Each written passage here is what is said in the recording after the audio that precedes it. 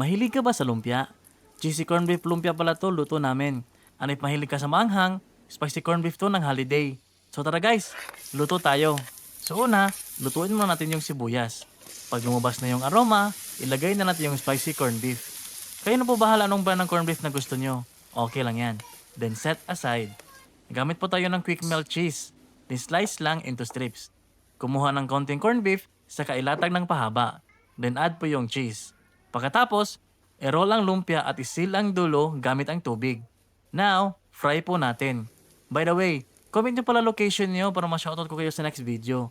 Kita nyo? Di ba ang sarap tignan? Sobrang cheesy.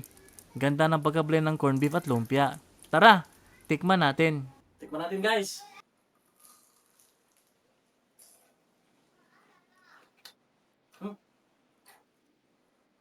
Parang pizza. Sarap. Ayos. Sarap.